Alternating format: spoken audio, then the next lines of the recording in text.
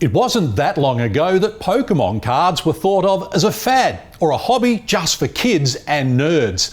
But the industry has seen a seismic shift in recent years, and now you'll find Pokemon card collectors in all walks of life throwing their hats into the ring like heavyweight champions.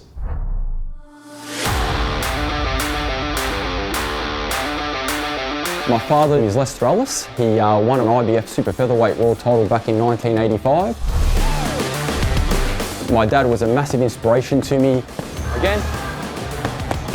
Good. I had my first amateur fight at 12 years old. I turned professional at 19 years old and done my first professional boxing event at 18 years old. We've done now well over 50 promotions. It's been a wild journey.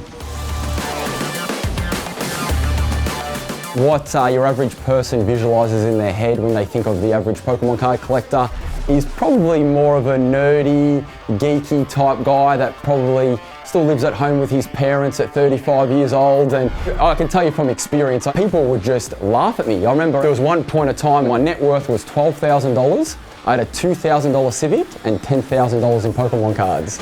And, you know, for the most part, people were just gobsmacked. First of all, because they didn't really understand that what I was seeing in it, which is the investment potential.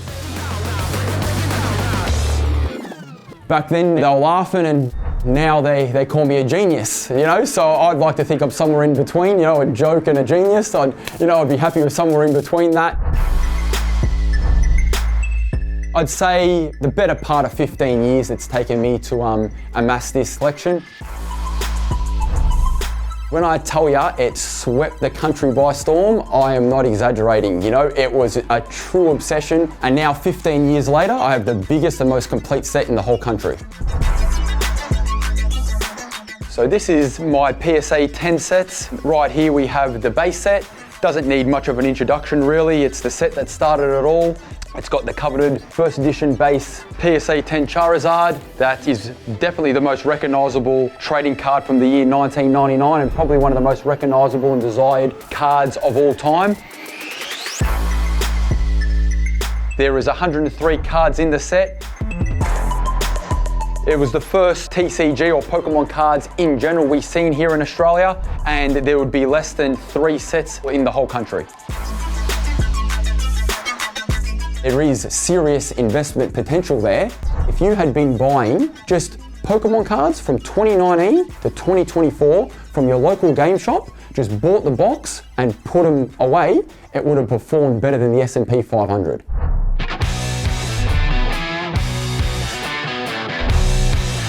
I remember getting a call from my cousin one day, Azza.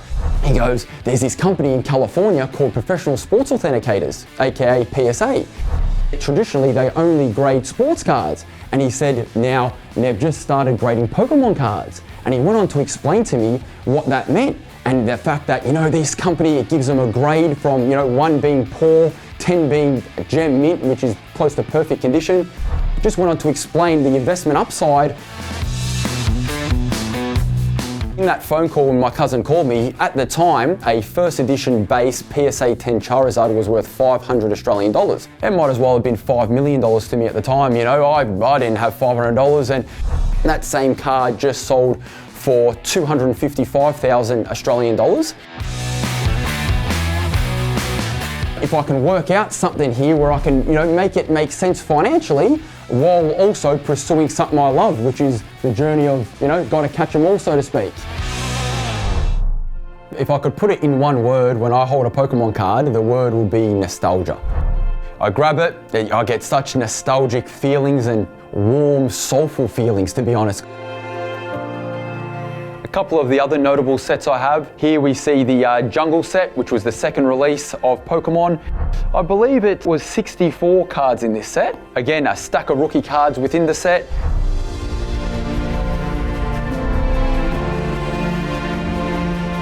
In 2016, cards that were worth $400 or $500 started shooting to tens of thousands of dollars. And the first boom really hit everyone by surprise. Fast forward another 4 years, 2020, Logan Paul took a liking to Pokemon cards and he shed so much light to the hobby, and then everyone started appreciating it. Moving on to Fossil set, where Again, only 62 cards in this set, so quite small sets. But that basically wraps up the whole 1999 all in PSA 10. So in the year 2000, Pokemon decided to come out with the Team Rocket set, where the theme was the dark, basically evil villain Pokemon. It was the first time we ever seen anything to do with really anything outside the Pokemon. Team Rocket are actually the villain in the TV show. So in the year 2000, Pokemon thought, you know what, we'll go back to the base set and jungle set, the two sets that everyone knew and loved, and we'll do a reprint of them.